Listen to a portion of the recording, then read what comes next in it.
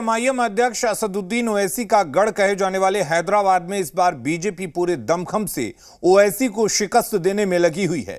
2004 से इस सीट पर ओवैसी का कब्जा है। अब तक कोई उनको हरा नहीं पाया है, लेकिन इस बार बीजेपी उम्मीदवार माधवी लता ने हुंकार भरी है और जोर शोर से प्रचार अभियान में जुटी हुई हैं। ओवैसी भी अपने बयानों के जरिए माहौल को गरमाने में लगे हुए हैं। देखिए ये रिपोर्ट।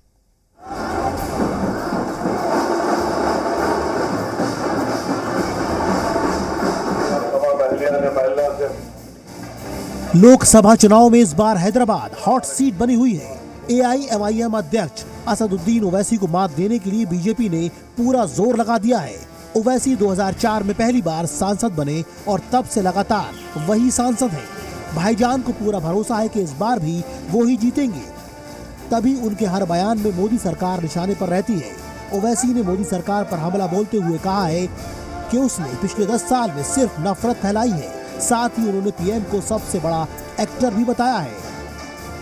10 साल में क्या मिला भारत के लोगों को? कब तक आप नरेंद्र मोदी को, आरएसएस को मौका देंगे कि मस्जिद और मंदिर के नाम पर नफरतों की दीवारों को उठा दिया जाए? कब तक आप नरेंद्र मोदी को इस बात की और बीजेपी को इस बात की इजाजत देंगे कि दोनों कम्युनिटीज को लड़ाओ और अपनी सियासी रोटी सेको? हिंदुस्तान का बल्कि दुनिया का सबसे बड़ा एक्टर है तो नरेंद्र मोदी है। अगर वो बॉलीवुड, बंबई में फिल्मों में काम करता तो पूरे एक्टरों की दुकान को बंद कर देते वो। ओवैसी अपने बयानों के जरिए हमेशा चर्चा में बने रहते हैं। पीएम मोदी ने मंगलसूत्र को लेकर कांग्रेस पर हमला बोला तो भाईजान भी उसमें कूद पड़े। उन्होंने साफ कहा कि मंगलसूत्र के बहाने मुस्लिमों से नफरत फैलाई जा रही है। नरेंद्र मोदी कहते हैं कि मंगलसूत्र हमारी हिंदू बहनों के गले से छीनकर मुसलमानों को दिया जाएगा। अरे नरेंद्र मोदी, झूठ बोलना तुम्हारा एक फन बन चुका है। मगर कोविड में लाशें नदियों पर तीर रही थी।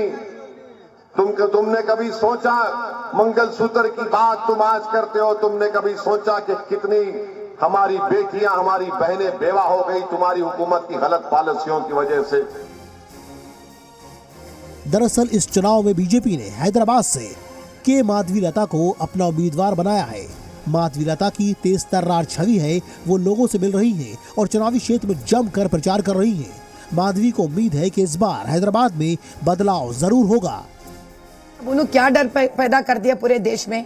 हम नहीं हैं तो आपका वजूद नहीं रहेगा।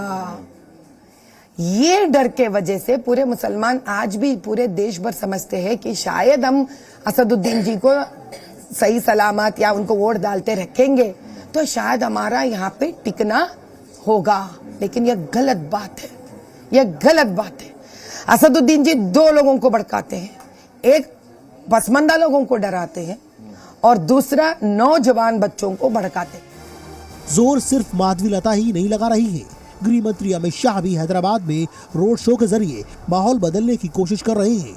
शाह ने तो साफ कह दिया कि हैदराबाद को रजाकारों से मुक्त कराना है। 40 साल से हैदराबाद को प्रतिनिधित्व नहीं मिला है। 40 साल से रजाकार के प्रतिनिधि वहां जाकर बैठे हैं। इस बार मौका है बहन माधवी लता को प्रचंड बहुमत से चुनकर भेजे